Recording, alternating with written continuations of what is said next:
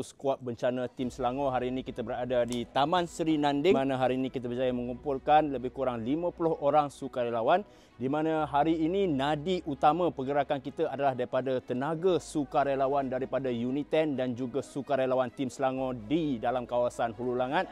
Dan daripada pagi mereka sudah bertungkus lumus membersihkan lumpur, mengangkat perabot-perabot yang sudah hancur dan membersihkan dalam halaman kawasan perumahan, di mana walaupun banjir telah berlaku kurang lebih 4-5 hari yang lalu, namun masih ada lagi rumah yang belum berjaya dibersihkan lagi. Jadi ini fungsi kita tim Selangor, kita turun padang untuk mempermudahkan urusan penduduk kampung di sini dalam menyediakan kediaman yang lebih kondusif.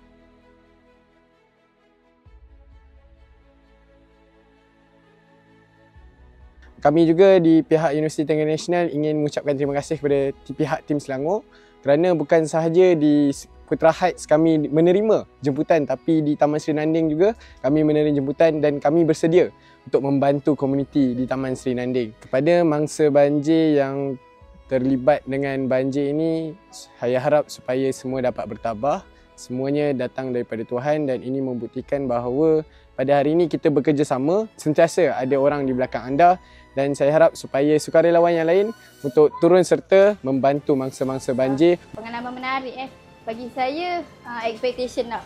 Bila kita datang bantu orang tu, kita tak boleh expect tempat tu macam orang kata bentang kapet merah kan. Sebab kita sukarelawan. Kita memang nak tolong orang tu walau apa pun situasi dia, seteruk-teruk mana ke, sesimpel-simpel mana ke, kita memang datang.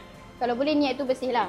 Sebenarnya nak jadi sukarelawan ni bukan sebab kita nak macam tunjuk, oh aku ni bagus tu, aku ni aktif. Tapi sebenarnya macam kita dapat buka mata kita. Kalau dulu sebelum ni kita sebenarnya hidup selesa kan. Kan ada yang tak pernah terlibat dengan banjir. Kan diorang punya kehidupan tu smooth je. Tapi bila kita terlibat dengan aktiviti sukarelawan ni, kita dapat buka mata kita. Sebenarnya ada orang yang susah dan daripada situ kita belajar macam mana nak hidup bersyukur. Bersyukurlah apa yang kita dapat dalam hidup kita dan ada rasa empati yang tinggi tu untuk tolong orang lain.